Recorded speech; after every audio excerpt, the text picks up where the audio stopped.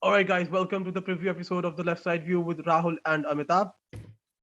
Hi guys, welcome to this episode where we'll be previewing the weekend matches in the top five European leagues. There are no matches per se from the English Premier League. There are FA Cup fixtures in this week. But before we start with the football matches, again, there's a piece of sad news that there has been fresh outbreak of COVID cases, and this time the club that is most affected is Manchester City. Even their coach Pep Guardiola has been suffering from COVID now, and yeah, the future looks bleak. Liverpool already reported a massive outbreak, which resulted in postponing of the semi-final fixtures, the EFL Cup, and again, not really sure how many matches will actually happen this weekend. And the biggest thing actually is with so many matches now being postponed, there has to be time in order for the clubs to play those matches. And when it is about clubs which are not in Europe, I think it is still easier. It will be taxing on them, but it is still manageable with respect to time. But clubs like Manchester City and Liverpool, I don't know how many rounds. I mean, that was a semi-final, so that is okay. The first semi-final will be over before the second semi-final starts, coincidentally. But in FA Cup, when the fixtures are, pre-planned, and we know that the next round of fixtures will happen on a particular date, that means the replay has to happen before that. And again, mess that has been created, and let's see how it is managed. Rahul? So I think when it comes to the Liverpool versus Arsenal match, I think so now the Arsenal versus Liverpool match was supposed to take place first, and it will still take place first. So next week, instead of the return leg at Anfield, it will be Arsenal versus Liverpool match, and the tie that will then be rescheduled will be the second leg again. So it's not that the second leg will take place first and then the first leg will take place. But yes, that's it. Like when it comes to the COVID cases, obviously we do have to talk about Chelsea as well here because I understand that there are a lot of COVID cases in Liverpool and City, but basically we're talking about rescheduling of fixtures. So for that, uh, it's even more difficult for Chelsea because Chelsea not only have to play in Europe, but they also have to go and play in the Club World Cup. So we've already listened yesterday to Peter Cech talk about and express his displeasure that I think the Chelsea's match against Brighton away has been scheduled after I think just 2 days or after the return from Club World Cup. Especially when during that whole week they don't have any other match. Brighton and Chelsea both play on a Sunday, so that match easily could have been scheduled on Wednesday instead of Tuesday. But let's see. Yeah, that is the Premier League for you. Absolutely, no cause, no concern for the teams, no matter what. Another news that has been doing the rounds is some sort of a mutiny has been taking place at Manchester United. Close to 17 players are up in arms, and they do not approve of Ralph Ragnick's approach. And there's also this rumor that Ronaldo has said that either get a better boss in the summer or I'll be out of the club. So again, Manchester United players doing what Manchester United players do. And if we remember that when Alexis Sanchez joined Manu, he said that on the very first day of the first training session, he realized that he had made a mistake, and everybody was laughing at him rather, at that point of time. And I think in some sort of a way, he is being like his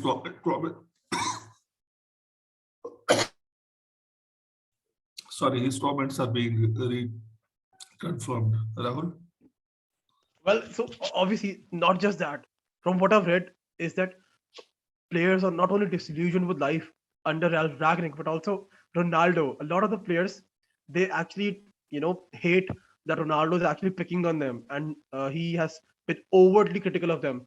Those players include the English contingent with Marcus Rashford, Harry Maguire, and a lot of these players that they have come under extreme scrutiny from the Portuguese camp. Ronaldo and Bruno Fernandes. So there are two or three different plot layerings, that are going on. That it's not only the manager that they're unhappy with, but also Ronaldo. So let's see, and now we've also read that I think Richard Arnold, if I'm not wrong, that's the name of their new director, who will replace the outgoing Ed Woodward. So Yes. it's a shambles of a club, to be honest, right now at this point in time that Manchester United have become. Yeah. Okay. So now that we have got that out of the way, let's start with the preview. So the Bundesliga returns this week, and the first match is Bayern Munich against Borussia Mönchengladbach. That match happens tonight. Um, Bayern Munich again had a fantastic close to last year, and there's absolutely no reason to see why their rich vein of form would not continue. Rahul? Oh yes, the reverse match, which was the first match of the season, Mönchengladbach playing at home against Bayern Munich, that was actually a one-all draw. That was Nagelsmann's first game in charge, first official game in charge of Bayern Munich. I think they were playing with a back three, or maybe I'm not really sure of that, but yes, that match finished 1-all. We thought that maybe yes, Mönchengladbach have actually managed to keep defending champions or nine-time defending champions Bayern Munich, not let them win the match. So maybe the expectations in a way increased from Gladbach as well, but that didn't really turn out to be the case. Obviously, they've had a couple of good results this season against Bayern Munich, like a 1-all draw at home, and then on top of that, a 5-0 victory against Bayern Munich. Not something that you hear of, very often. They managed to beat Bayern Munich 5-0 in DFB Pokal. But now, I think those performances look like, a distant memory. You would expect Bayern to remember that performance, and we could probably see a humbling. I think if Bayern are in revenge mode, then yes, it's not going to be a good-looking scoreline for Borussia Mönchengladbach. Yeah, so actually, Nagelsmann had sort of an indifferent start to his tenure as the Bayern coach, and maybe those results were part of that time. But especially after October, Bayern have been absolutely flying. So, and now at home, I don't see anything but a Bayern win. On Saturday, we have Leipzig again against Mainz and Frankfurt against Borussia Dortmund. Rahul, your views? Well, yes, again, Mainz, under their manager Bo Svensson, the Danish coach who took over them, I think in uh, January. I mean, a couple of years ago, and since then he took them out of the relegation zone and has kept them in the Bundesliga, and they're playing attacking football. So again, capable of Mainz are capable of getting a result against anyone. And like we talked about Leipzig earlier, we still don't know what kind of a Leipzig we will see uh, under Dominic Tedesco. And this game, for some reason, looks a difficult game on paper for me. I'm not actually too sure because I think if we are not wrong, Leipzig already lost to Bielefeld or Augsburg, I think, at home, uh, 2-1, if I'm not wrong, in their last match. So not a good start at all under Dominic Tedesco. I think out of the 3 or 4 matches under him, they've only managed to win one match, the first match. So they need to win, and they need to win on a consistent basis. Otherwise, top four will be out of reach for them. And the second match, Eintracht Frankfurt against Dortmund. Again, one of those fixtures. Dortmund have such an inconsistent away form, and that's the thing with I think Frankfurt as well, that they are capable of producing a great result against any team at home, especially. Uh, and I'm not really too sure about the COVID cases in Germany. So let's predict in a way. Maybe that's the best way to preview these matches. So I think a 1-all draw What do you think, Amitabh?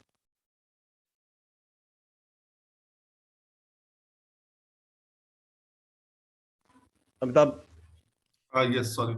Sorry. So, yes, as you said that Dortmund away has not been performing this season, and as we have seen with two leagues already, the level of fitness and the COVID cases, that is a variable that we as spectators do not or cannot predict.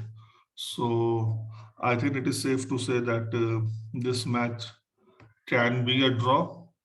Um, but then again, if Haaland turns up, then every match is winnable. But yeah, draw seems to be a safer bet. and what about Leipzig versus Mainz? Any predictions for that Leipzig one? Mainz, I think Leipzig should nick it. Quite frankly, they have had some time with the coach, but then again, see the COVID and the you know how the celebrations, the time off Exactly. spent. Um, if that is assumed to be okay, normal, then I think Leipzig should nick this one. Yeah. Okay, moving on. I think before you do, like, we can probably. I just said, that Philippe Coutinho to Aston Villa is almost a done deal. I think No, no, so. They're no. going to sign him on. It's not a done deal. Coutinho has been linked to four or five clubs. Now the problem here is, yes, Gerard likes him, but Coutinho is on a 20 million a year salary. And even if Aston Villa says that they are ready to pay half the wages, that is still 10 million pounds or euros, whatever.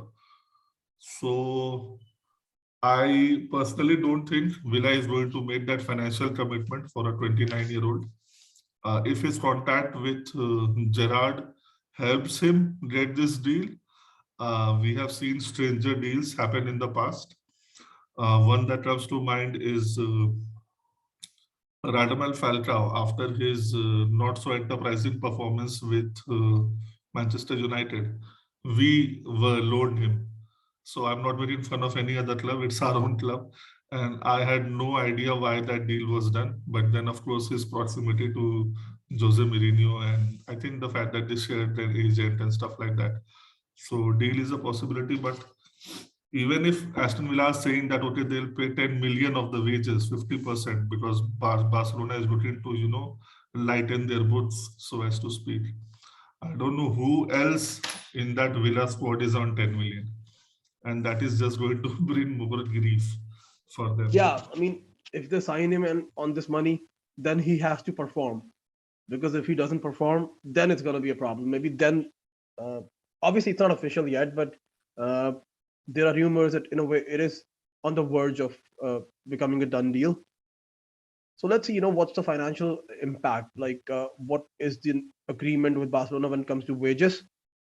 Otherwise, yes, it looks like they do have an option to buy him. It's not an obligation, only an option at this point in time, basis the latest rumors. Okay, okay. And with that, we come to the La Liga fixtures for this weekend. On Saturday, we have Granada facing Barcelona, and then Real Madrid hosting Valencia. For Granada, Barcelona fresh off their win last week against Mallorca. Um, my prediction for this, maybe a draw again. And for Madrid, I think they should have enough in the bank to beat Valencia. You have used out? Yes, so this is the same Granada team that managed to beat Atletico Madrid before the winter break. But yes, I think now Barcelona are in a way, do- under a mini revival. I think.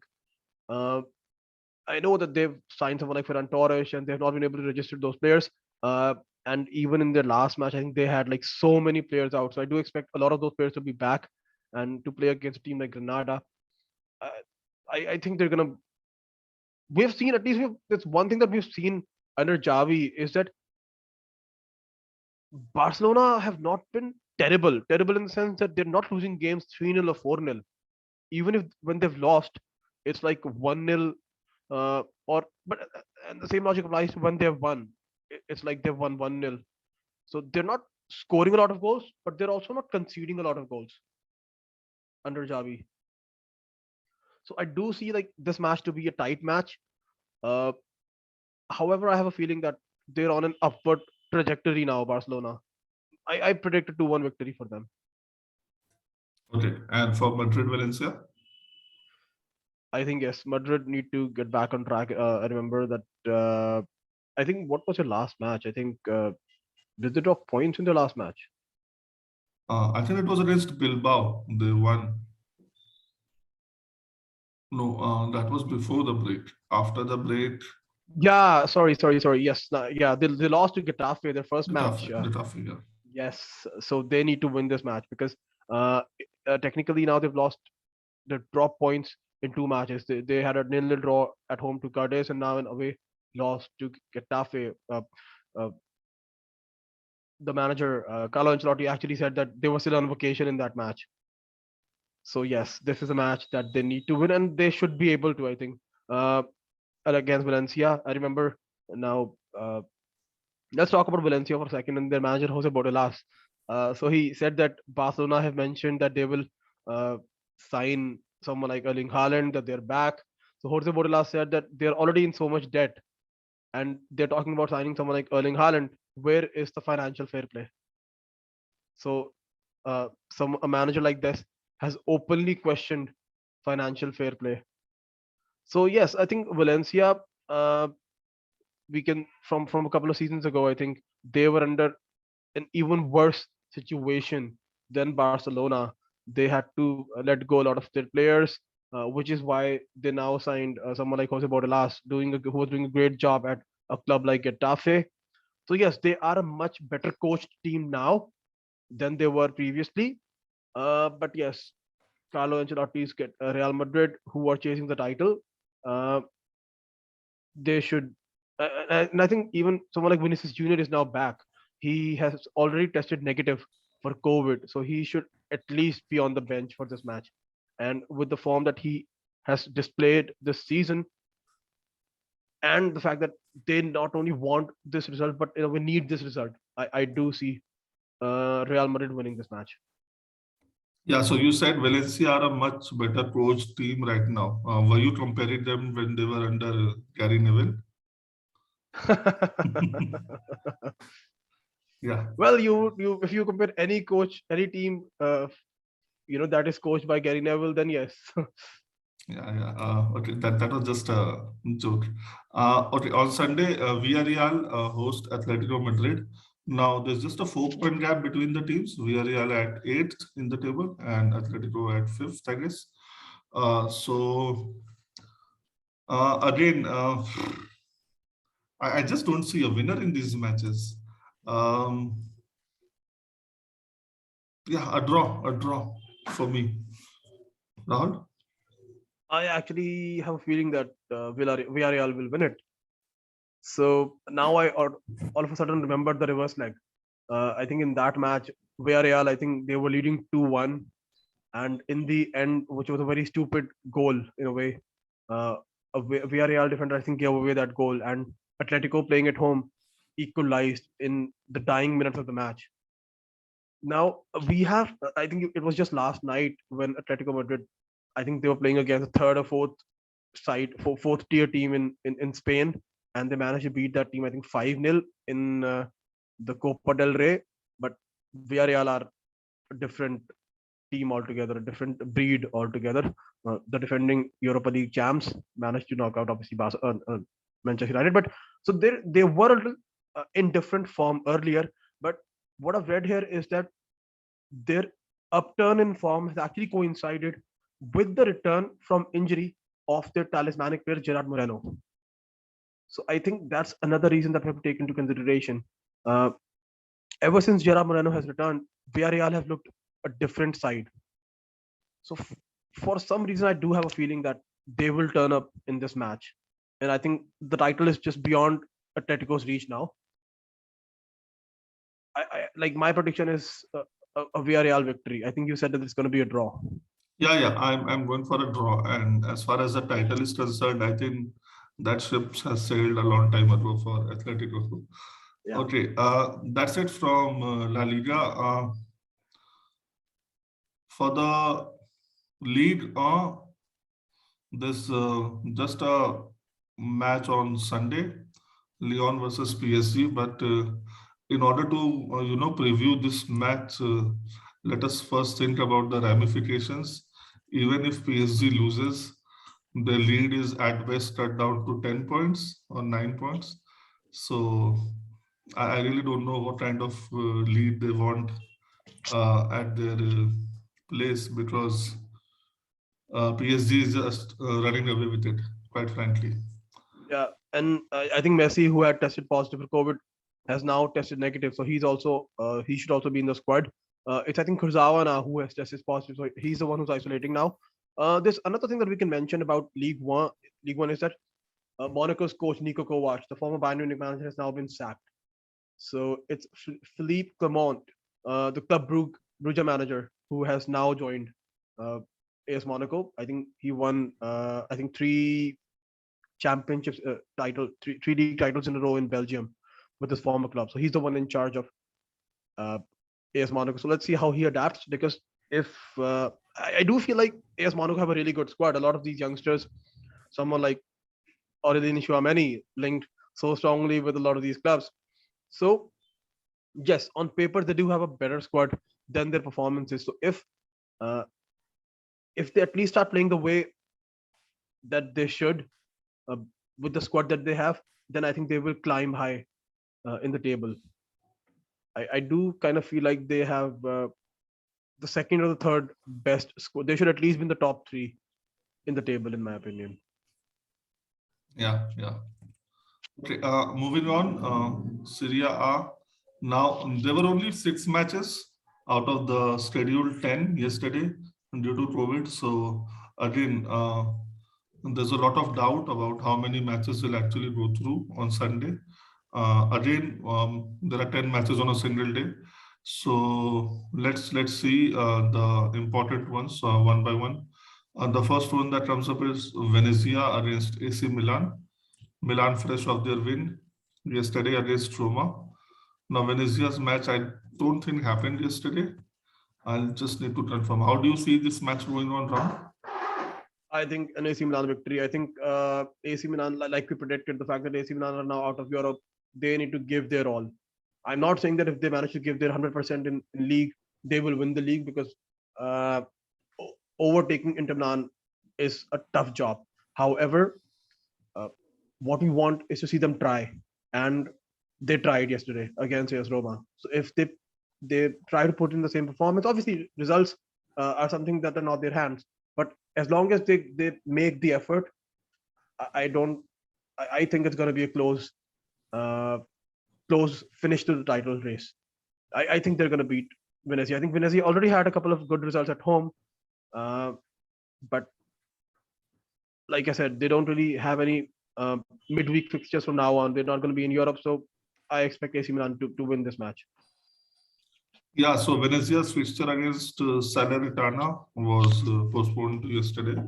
So let's see if it is their squad or the other team's squad that was actually affected, or maybe both. The next match of note is Napoli against Sampdoria. Now, Sampdoria actually lost 1-2 against Cagliari yesterday, and Napoli drew against Juventus 1-1. So, again, do you see a win for the club that is ranked higher in the table right now? I do. I think because I don't really see Napoli giving up, on the title just yet. I do feel like they will still try it, because the gap is just not too much right now. Like uh, one loss or maybe that is enough, because I do feel like these teams also have to play against each other. So that will also come into the picture a lot.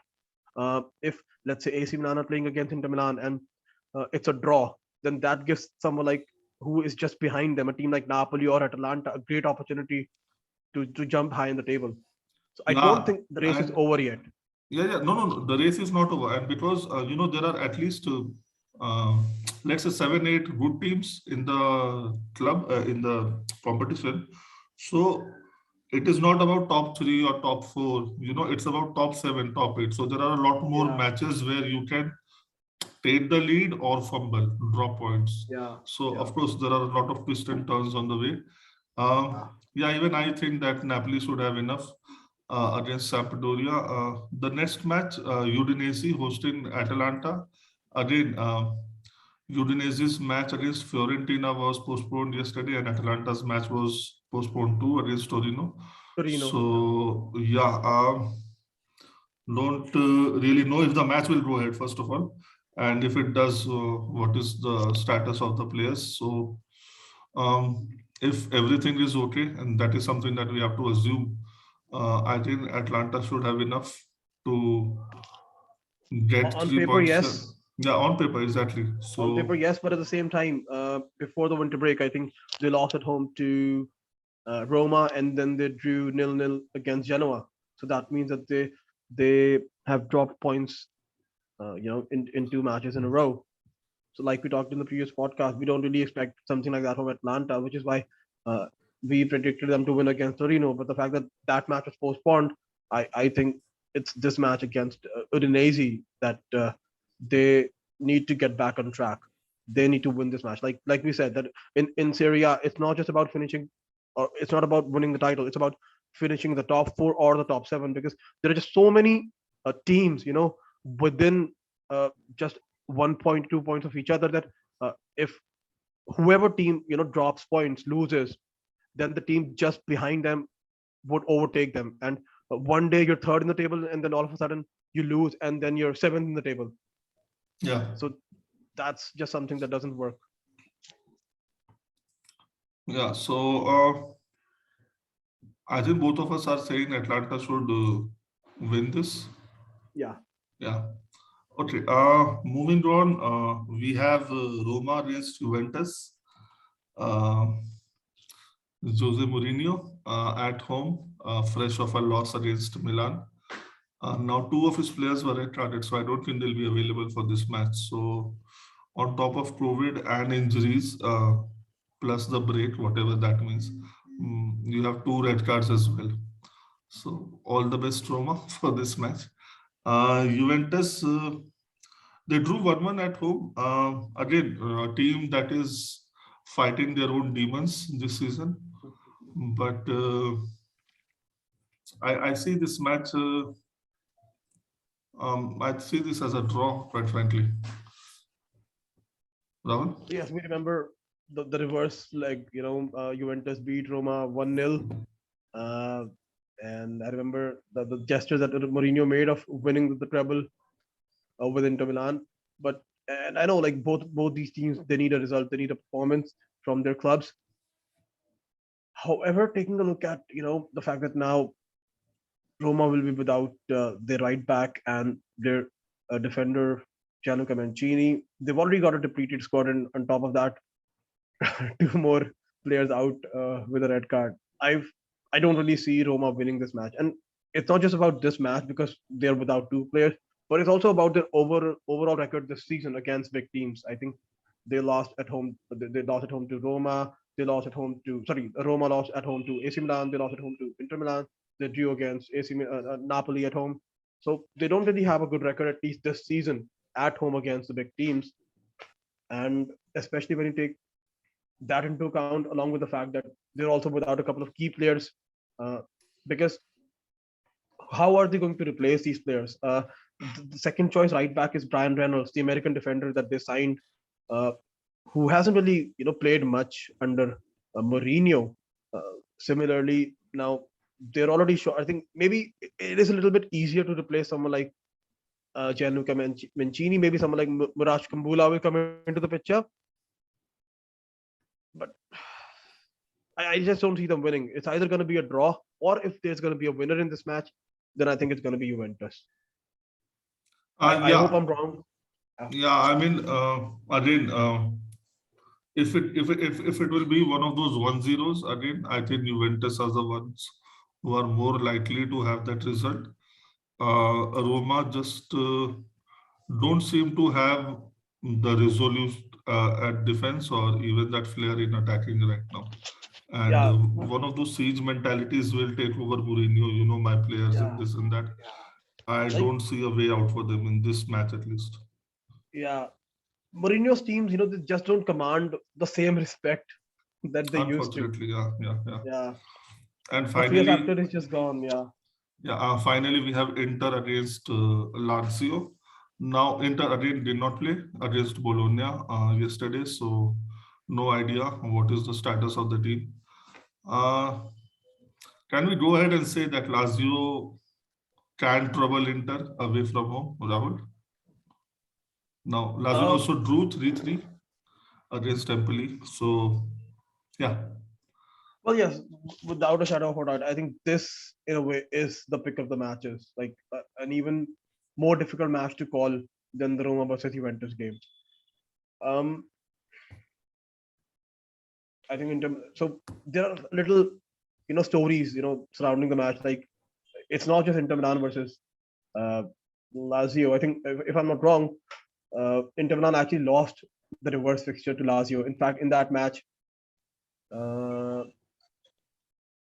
I'm not really sure what the player was, but there was a player from Lazio who, yeah, so it was the striker Joaquin Correa, the Inter Milan striker. Uh, After Inter Milan lost to Lazio in the reverse leg, it was Lazio's defender Luis. I'm not really sure of the name. yeah, he jumped on top of him. Yeah, he jumped Yeah, on top yeah, of him. Yeah, yeah, yeah, and he was on loan from the other team. Yes, Luis yes, Felipe. yes. Luis Felipe. Yeah, sorry, Luis Felipe. So he jumped on his former teammate, and that didn't go down well with him. Yeah, Uh, yeah, yeah. A yeah. brawl ensued So and everything. yeah, Yes. yeah. So this match, I think, because again, Simone Inzaghi's Inter playing against Simone Inzaghi's former team Lazio. So I do feel like this has the match, wherein form in a way will go out of the window because it will be more about players uh, coming out on top, proving the other team wrong. Uh, it will not just be about 3 points. It will not just be about position in the table. It will just be about winning and getting better of the other team.